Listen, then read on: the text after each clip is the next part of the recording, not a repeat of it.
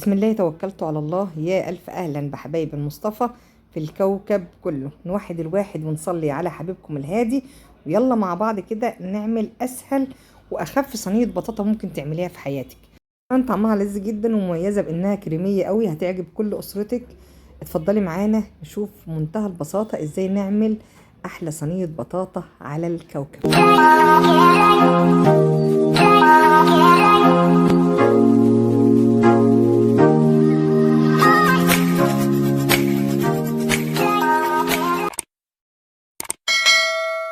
بسم الله. اول حاجه عندي البطاطا اتغسلت واتقشرت واتقطعت كالمعتاد، وقطع زي ما تحبي عشوائيه، وهنحطها في حله. هنحط عليها حليب او ميه على حسب المتاح عندك. انا ما عنديش حليب في التوقيت ده، فهضيف ميه. الميه هضيف حوالي كوبايتين. المهم انت ما تخليش الميه اعلى من البطاطا. كده هنرفع البطاطا على نار متوسطه لغايه تمام سواها خالص، تستوي بحيث ان انت لو مسكتيها هرستيها بالمعلقه سايحه معاكي خالص. كده هي لسه على النار، لسه ما وصلتش للدرجه اللي انا عاوزاها. خلاص انا طفيت عليها النار ونزلتها وسبتها بردت شويه، وبقت خلاص مهريه جدا. يعني مش محتاجه غير انها تتضرب بس عشان الخامات اللي هحطها عليها، لكن لو مش هضيف عليها حاجه كنت استخدمتها زي ما هي من غير حاجه. انا ضفت 3 معالق سكر بس لان عندي البطاطا مسكره، وكمان هضيف كوين كريم كراميل على الكيلو البطاطا، فاكيد هيبقى فيه سكر، فمش عايزه اخلي السكر زياده قوي. انا ضفت دلوقتي السكر وضفت كمان باكوين كريم كراميل. المفروض اضيف ايه دلوقتي؟ اضيف الفانيليا، ده الطبيعي. اضيف الفانيليا عشان تتضرب مع الخامات وتخلي الريحه جميله. انا عندي كل حاجه حطاها كده في ايه، ازايز صغيره، الفانيليا وميه الورد وروح الموز، كل حاجات كده. فجيت رحت ماسكه الازازه اللي فيها ميه الورد على لون الزعفران وحاطه منها على البطاطا. وطبعا كانت الغلطه اللي يا خبر ابيض بوظت الدنيا. وكمان يا نهار ابيض لما حطيت الحليب ولقيت اللون كله احمر احمر، يا نهار ابيض باظت صينيه البطاطا. وما ادراكي ما باظت صينيه البطاطا، طلعت جميله جمال السنين يا ناس بشويه الميه الورد دول. خطيره ولونها غير طبيعي. سبحان الله، دي تاني مره تحصل معايا غلطه في شغلي وتطلع واو. بصراحة كانت تحفة تحفة تحفة. لو كانت طلعت وحشة كنت لغيت الأوردر خالص وعملته لكم من أول وجديد بالفانيليا بس، وكأن شيئا لم يكن. لكن بصراحة من جمالها أنا حبيت أوريها لكم. لو حد عايز يستخدم مية ورد مع لون زعفران زي الفل يتعمل كده، والله جميلة جدا جدا وعوضت جدا عن الفانيليا، مفيش أي مشكلة خالص. أنا ما استخدمتش فانيليا في الوصفة. ميه الورد مع الزعفران بصراحه كانت عامله لون جميل جدا. حطيت بقى على الخليط بتاعي كده، رجعته على النار تاني، وهفضل معاه بايدي لغايه ما يغلي. هفضل احركه، وفي نفس الوقت بدات فضيت بكاوي الكراميل اللي جايه مع الكريم كراميل. فضيت البكاوي اللي جايه مع البودر في القالب اللي هحط فيه الخليط بتاعي. لو ما عندكيش كراميل جاهز يعني تقدر تعملي شويه كراميل صغيرين، موجود معانا على القناه في فيديو الكريم كراميل. تمام. هنعمل بقى ايه؟ الكراميل ونسيبه على جنب كده لغايه لما نخلص الخليط بتاعنا على النار. هنفضل ايدنا في قلب الخليط بتاعنا لغايه ما يغلي كويس جدا ويوصل لدرجه التماسك اللي احنا عاوزينها، او التقل اللي احنا عاوزينه. يعني طبعا بيوصل للتقل ده من بعد اول ما يغلي.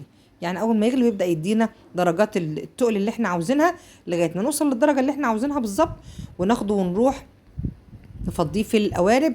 مع العلم ان هو طبعا مش بيبقى زي المهلبيه على النار، يعني هو مش هيوصل لدرجه انه يبقى زي المهلبيه ويتقل قوي، لا هو بيتقل حاجه بسيطه وبعدين بيكمل تقله وتماسكه في التلاجة، بما ان هو فيه جيلاتين مع الكريم كراميل. هو خلاص كده بيغلي ووصل للدرجه اللي انا عاوزاها بالظبط زي ما انتم شايفين كده. بدا يغلى من كل الجوانب ويصب في النص، فهو كده تمام. هاخده بقى واروح على طول افضيه في القوالب اللي عندي. انا عندي قالبين اللي حضراتكم شايفينه ده، وفي واحد كمان تاني هنشوفه مع بعض دلوقتي. هخلي الارتفاع بتاعه حوالي صباع او اقل شويه على حسب رغبتك. يعني تقدري تقولي كده ايه، من 6 ل 10 سنتي على حسب رغبتك. ده القالب التاني اللي عندي. طبعا تقدري تحطي الكميه كلها في طاجن واحد لو انت عايزه، لكن انا هوزعهم على الطاجنين دول. وهو ما شاء الله كانت ايه النسبه بتاعتهم معقوله. اوعي تسيبي حاجه في الحله، يعني الاسباتولا كده، الاسباتولا دي صديقه الاسره يعني، مش صديقه المطبخ بس. والله ده اختراع عبقري بصراحه. هنفضي كل اللي في الجوانب الحله وننزله في اي طاجن، المهم ما يترميش في الحله. وهنسيبها تبرد شويه بره التلاجة، وبعدين هندخلها التلاجة ساعتين على الاقل. بعد كده نخرجها من التلاجة، نبدأ نخرر جوانبها كده من الأطراف، وبعدين ناخدها نقلبها على صينية أو طبق المتاح عندنا للتقديم. ارجع اكد عليكم معلومه تاني، انا لما بضرب الخليط كله مع بعضه في العادي بحطه في الصينيه كده وادخله الفرن ياخد وش خطير، وبعد كده يبقى عندي ان انا اقدر اقلبه او اقدر اقدمه زي ما هو زي ما انا عاوزه. في الحالتين بيكون جميل جدا جدا. لكن الوقت عشان الوقت مستعجل عندي، وكمان عشان ما تبقاش قاعده بالنسبه لنوعيه الصواني دي انها لازم تتحط في الفرن، فحبيت اعمل لكم دي المره دي مختلفه شويه، ما حطيتهاش في الفرن زي بقيه صواني البطاطا اللي عملناها.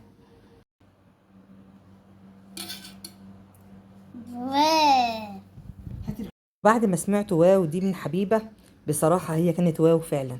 خفيفة جدا، يعني اللي عجبني فيها انها خفيفة جدا غير طبيعية. تحس ان انت لو كلت الصينية كلها مش هتحس انك اكلتي حاجة.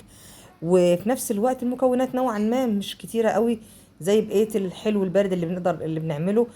بعد ما قلبنا الصينية نقدر نضيف عليها لو في باقي كراميل عندنا نضيفه، او صوص كراميل، كريم شانتيه، زي ما تحبي. لكن هي بصراحة حلاوتها انها تكون خفيفة كده، مش عايزة اي اضافات عليها بصراحة، وبتتقدم كده بألف هنا وشفا. جميلة جدا جدا وخفيفة للمرة المليون بطريقة غير طبيعية. يلا بينا نقطعها مع بعض عشان نقدم كده ايه، قطعة البطاطا ولا الكريمة ولا الحاجة الحلوة قوي دي الساحرة دي بمنتهى الجمال لولادنا، هتفرحهم قوي. واتمنى اذا عجبكم الفيديو البسيط ده تشرفونا بوجودكم معانا على القناة. وجودكم معانا بيسعدنا جدا جدا. تشرفونا بوجودكم معانا، تشرفونا بتعليقكم على المحتوى والبصمة الجميلة، باعجابكم على الفيديو لو نستاهل اعجابكم ووجودكم معانا. السلام عليكم.